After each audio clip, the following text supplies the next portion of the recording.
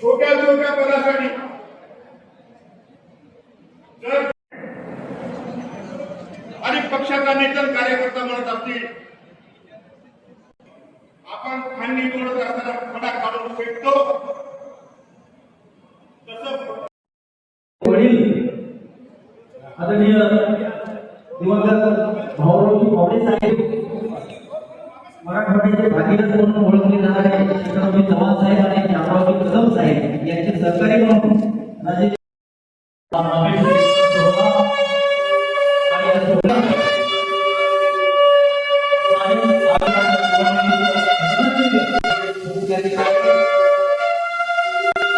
सर्व कार्यकर्त्यांना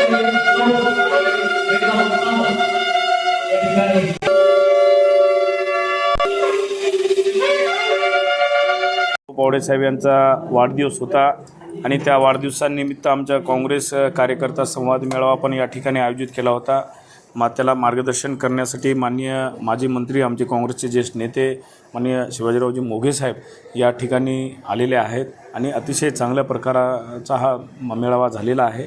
आणि येणाऱ्या काळामध्ये निश्चितच जे काही स्थानिक स्वराज्य संस्था च्या निवडणुका नांदेड जिल्ह्यामध्ये होतील, मला विश्वास आहे की नांदेडच्या जनतेने ज्या प्रकारे मागेही काँग्रेसवर विश्वास ठेवला, याही वेळेस निश्चितच काँग्रेसवर विश्वास ठेवेल. कोणते महत्त्वाचे मुद्दे वाटतात स्थानिक स्वराज्य संस्थेमध्ये? स्थानिक स्वराज्य संस्थेमध्ये अनेक महत्त्वाचे मुद्दे आहेत. आता आपण बघतोय की जे काही नांदेडमध्ये विकास झाला तो काँग्रेसच्या काळामध्ये झालेला आहे. मागे महाविकास आघाडी सरकार होतं, त्या महाविकास आघाडी सरकारने म्हणजे प्रामुख्याने काँग्रेसने या नांदेड महापालिकेमध्ये पूर्ण मेजॉरिटी काँग्रेसला लोकांनी दिली होती आणि महाविकास आघाडीने भरपूर निधी या ठिकाणी दिलेला आहे. तर मागच्या 1 वर्षापासून एकही रुपये या नांदेड महापालिकेला या महायुती सरकारनं दिले नाही का नवीन योजना या ठिकाणी आणलेल्या नाहीत. आज बघू शकता की शहरामध्ये अतिशय खराब परिस्थिती रस्त्यांची झालेली आहे. जेव्हा शहराचं मुख्यद्वार म्हणून आपण त्या ठिकाणी ओळखतो देगलूर नाक्यामधून जेव्हा आपण एंट्री करतो शहरामध्ये, गुडघ्या एवढे खड्डे त्या देगलूर नाका परिसरामध्ये झालेले आहेत. गल्लीगल्लीमध्ये रस्ते खराब झालेले आहेत. कुठलंच नियोजन या ठिकाणी या सरकारचं नांदेड महापालिकेमध्ये दिसत नाही आहे. आणि मागेही पूर्वीही जनतेनं काँग्रेसला या ठिकाणी नांदेडला निवडून दिलेलं होतं, आताही जनता काँग्रेसच्या पाठीमागे राहिला असं मला वाटतं. 2024 का प्रोग्रेस आया उसमें पब्लिक को अभी तक पैसे नहीं मिले आपकी तरफ से? 2024 में जो पूर्व परिस्थिति नांदेड़ में हुई उसका सर्वे हुआ, 12,000 लोगों की लिस्ट निकाली गई. उसमें से प्रशासन कहता है हमने 4,200 लोगों को पैसे दिए, लेकिन किसको दिए अभी तक आइडेंटिफाई नहीं हुआ है. बाकी लोगों को कब देंगे ये हमने सवाल पूछा है कलेक्टर ऑफिस में. कांग्रेस पार्टी के सभी कार्यकर्ता लोगों ने जाके हमने निवेदन दिया है, लेकिन प्रशासन की ओर से कोई भी उत्तर हमको मिल रहा नहीं है.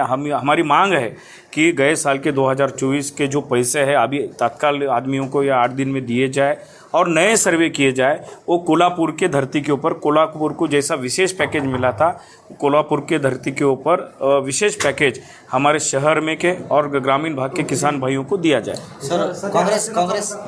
सर काल काँग्रेसचे जे मोठ्या प्रमाणामध्ये मेळाव्याचे बॅनर होते ते मनपाने काढून टाकलेले आहे, काय सांगायचं? खरं तर आपण बघू शकतो हे एकाच वेळेस झालेलं नाही आहे, वेळोवेळी झालेलं असं पाहावयास मिळतं आहे. मनपा प्रशासनसुद्धा दुपट्टी राजकारण करताना दिसत आहे, जे की सत्ताधारी पक्षाच्या लोकांचे बॅनरला 10-10, 15-15 दिवस ते हात लावत नाही आणि आमच्या काँग्रेसच्या बॅनरला त्या ठिकाणी काढून टाकण्याचा प्रयत्न मनपाच्या कर्मचाऱ्याकडून होते. याच्यावर स्पष्ट लक्षात येईल की मनपावर कोणाचं प्रेशराईज आहे, इथल्या मोठे नेत्यांचं त्यांच्या मागे हात आहे का, किंवा इथल्या मोठ्या नेत्यांना बघू वाटत नाही का काँग्रेसचे बॅनर, असं मला त्यांना आपल्याद्वारे थेट प्रश्न विचारायचा. निश्चितच मी मनपालच्या कमिशनर साहेबांना आता मला विचारणार आहे हे कार्यक्रम संपल्यावर की आपल्या कोण्या नियमाखाली आपण बॅनर काढले किंवा जे बाकी बॅनर दिसत आहेत ते कोण्या नियमाखाली लावले, हे मी प्रश्न विचारणार आहे. राहुल गांधी यांनी मनसुरीचा आरोप करून दाखवला जनतेपुढे, याचा परिणाम कुठेतरी स्थानिक स्वराज्य निवडणुकीमध्ये होणार आहे? निश्चितच होईल,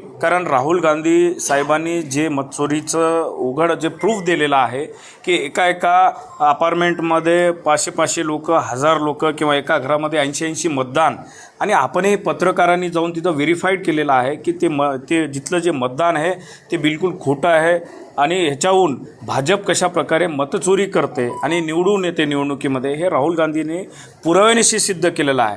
आणि निश्चितच याचा थेट इफेक्ट येणाऱ्या स्थानिक स्वराज्य संस्थांमध्ये सुद्धा होईल असं मला वाटतं. खूप मोठा मुद्दा उपस्थित आहे. अनुषंगाने आपण मनोभाव तुम्ही व्यक्त केली की नेते मंडळी हे समाजामध्ये तेढ निर्माण करत आहेत, भांडण लावत आहेत, काय सांगाल? निश्चितच प्रत्येक समाजाला डॉक्टर बाबासाहेब आंबेडकरांनी जे संविधान दिलेलं आहे, प्रत्येकाला मागण्याचं स्वातंत्र्य दिलेलं आहे. आता प्रत्येक समाज आपल्या आपल्या परीनं आपल्या समाजाचं आरक्षण मागण्याचा प्रयत्न करत आहे. किंबहुना ते आरक्षण द्यायचं कसं द्यायचं ते विविध समितीच्या माध्यमातून नेमून सरकार देत आहे. पण काही नेते मंडळी ह्याचं राजकारण करत आहेत आणि राजकारणाचा उपयोग आरक्षणाचा उपयोग त्या राजकारणामध्ये कन्वर्ट करण्याचा प्रयत्न काही मंडळी करत आहेत असा माझा थेट आरोप आहे. आज जन्मदिवस होता त्यांचा, त्यानिमित्तानं त्यांनी एक चांगली आयडिया केली. सर्व मोठ्या प्रमाणात हजारो लोक जमा केले आणि काँग्रेसचा आता जिल्हा परिषद पंचायत निवडणुका आहेत त्या निवडून आणण्याचा एक चांगला कार्यक्रम झाला आणि त्याच्यामध्ये हेच सर्व मिळून आम्ही ठरवलं आहे की नांदेड हा जिल्हा काँग्रेसचा आहे, व्यक्तिशः कोणाचा नाही आहे. आणि हे पुढे आता सिद्ध होईल की जिल्हा परिषद पंचायत कॉर्पोरेशन निवडणुकीमध्ये प्रत्येक संस्थेमध्ये काँग्रेसचा झेंडा फडकल्याशिवाय राहणार नाही अशा प्रकारचा सर्वांना विश्वास आहे. महायुतीमध्ये निवडणूक लढवली जाते सर महापालिकामध्ये. ते तर डिपेंड महाविकास आघाडीचं ना, ते डिपेंड आहे. कोड्या वार्डात होऊ शकते, एखाद्या तालुक्यात होते, जिल्ह्यात होत नाही जनरली, कारण त्यांनाही कॅन्डिडेट प्रत्येक लढवायचं, त्यांचे सिरियस कॅन्डिडेट असतात, आमचे सिरियस कॅन्डिडेट असतात, बहुतेक लढतात, पण एखाद्या ठिकाणी कॉम्प्रोमाइज होऊ शकते. पार्टी की तैयारी कैसी है?